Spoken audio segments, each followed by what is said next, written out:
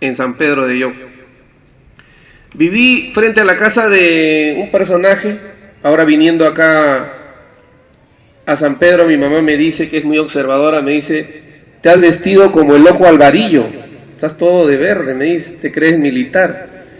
Mi mamá siempre observadora, y he vivido al lado de grandes personajes. Recuerdo que una vez hubo problemas con el agua, con lo que es la cañería, y le digo, y me dijo, y le digo, ¿y eso?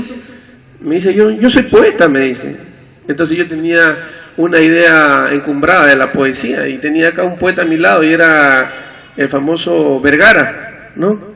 Está el poeta instantáneo, como dice mi profesor Alindo Orderán, y conversamos bastante con él. Y mi gusto por los caramelos de limón, y mi abuela me dice, acá en la esquina hay una bodeguita, ve, todo en ese día. Entonces me fui a la bodeguita, atendían unas señoritas, chinitas ellas, pero yo me iba de la mano con un librito que era Centauro, sin saber a dónde estaba yendo, y una de ellas me para y me dice, ese libro es de mi hermano. Yo pensaba que era un libro que de repente alguien de mi familia se lo había agarrado, ¿no? Entonces le digo, no, es de mi abuela, acá está, se lo han dedicado.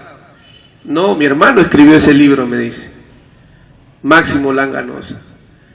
Entonces yo estaba rodeado de gente completamente culta, Jaime Gavide Reati, el doctor Alba, y tantas personas con quien yo he interactuado, con el mismo Javier, sobre arte, sobre literatura, sobre pintura. Y aquí en San Pedro están los hijos nacidos de esta gente amorosa, de esta gente querendona, como le digo yo a Jaime Ramiro, que es un hombre afiebrado por Guadalupe, que aquí nace la cultura.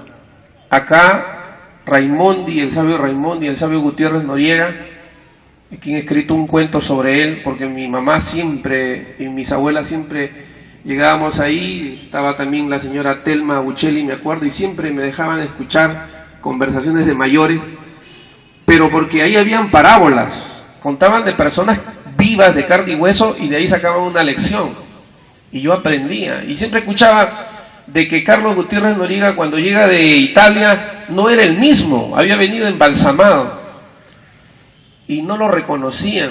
Entonces se me quedó ese misterio, y por red social me conecto con la señora María Eugenia y me dice, yo tengo la biografía de mi tío. Entonces le comento este misterio.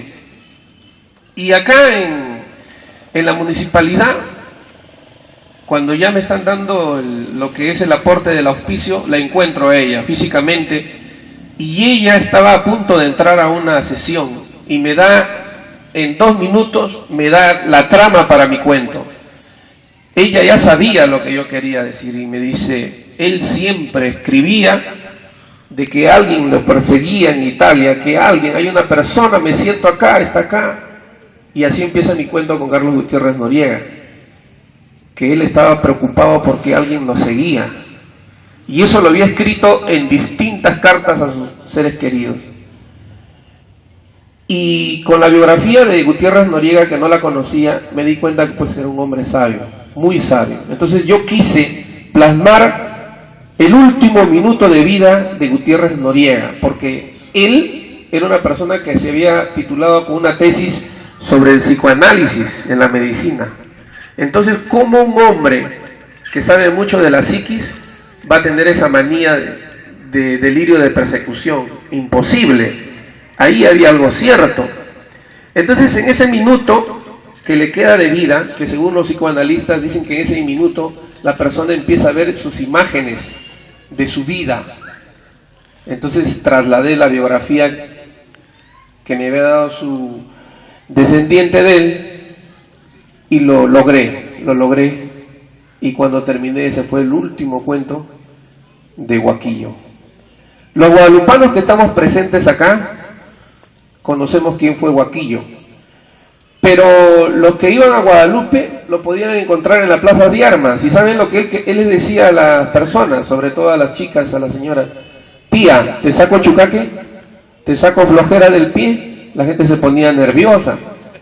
Entonces algunos accedían y Huaquillo le sacaba y a veces la gente le daba una propina y a veces no.